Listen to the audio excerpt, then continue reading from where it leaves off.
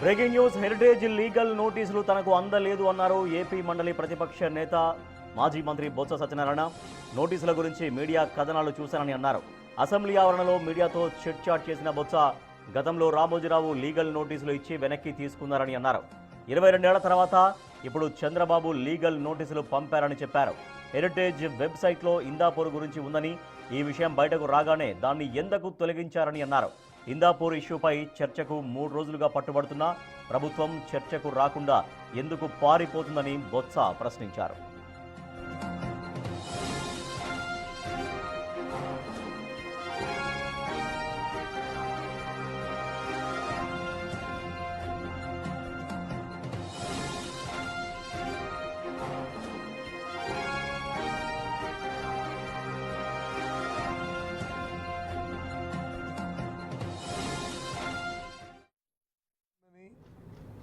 Animal fat ఉందని అపాదు తీసుకొచ్చి మీ దండదాహం కోసం, మీ దోపిడీ కోసం ఈ కార్యక్రమం చేయడం అనేది సమంజసం కాదు. దాన్ని రాజకీయాలు ఉపయోగించుకోవడం మంచి సాంప్రదాయం కాదని చెప్పి మేము మొదటి నుంచి చెప్పుకొస్తున్నాం. కాదని చెప్పి వారు వాదించి ఈరోజు చర్చకి రమ్మంటే చర్చకి రాకుండా తిరిగి పైపెచ్చు మమ్మల్ని బెదిరించే ధోరణిలో మాకు వచ్చి లీగల్ నోటీసుల్ని మరి వారు పంపించడం అనేది చాలా హాస్యాస్పదం. సరే, అవన్నీ తర్వాత చూద్దాం.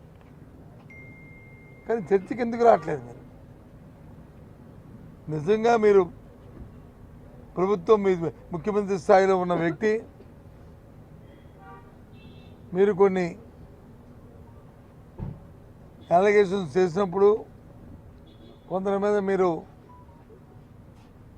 మాట్లాడినప్పుడు,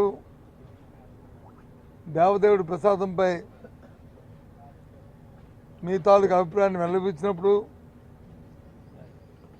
దాని నుంచి ఆ ప్రసాదంకి శాంటిటీకే ఇబ్బంది వచ్చిన నేపథ్యంలో దాని మీద చర్చ జరగాలని కోరుకుంటుంటే చర్చకి రాకుండా మీ ధనదాహం కోసం మీ సంస్థ అయిన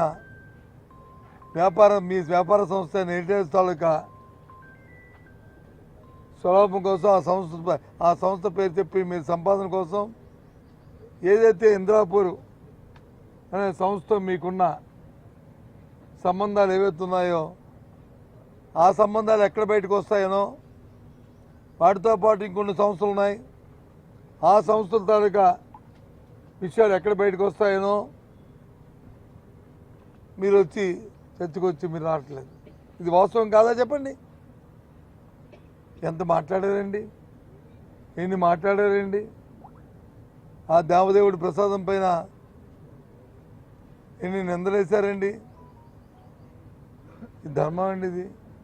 మేము మొదటి నుంచి ఒకటే చెప్పుకొస్తున్నాం, తిరుమల తిరుపతి దేవస్థానం పవిత్రమైన దేవాలయం. ఆ భగవంతుడిని దయచేసి వీధిలోకి తీసుకురావద్దు. ఏమైనా తప్పు జరిగితే మీరు విచారణ చేసుకుని మీరు దాని మీద విచారణ జరుపుకోండి, తప్పు చేసిన వాళ్ళని శిక్షించుకోండి. చట్టాలు ఉన్నాయి, న్యాయస్థానాలు ఉన్నాయి, న్యాయస్థానాలు నేను చెప్తాను. ఫస్ట్ నుంచి మేము చెప్పుకొస్తాం. మేము చెప్పిన మాటనే అత్యున్నత న్యాయస్థానం సుప్రీంకోర్టు దాన్ని ఏదైతే చెప్పామో దాన్ని వారు కూడా సమర్థించారు. సంబంధించిన ఎమర్జెన్సీ సిటీ కూడా వేశారు సిబిఐతో. వారు ఫైండింగ్స్ కూడా వచ్చాయి. వచ్చిన తర్వాత కూడా ఇంకా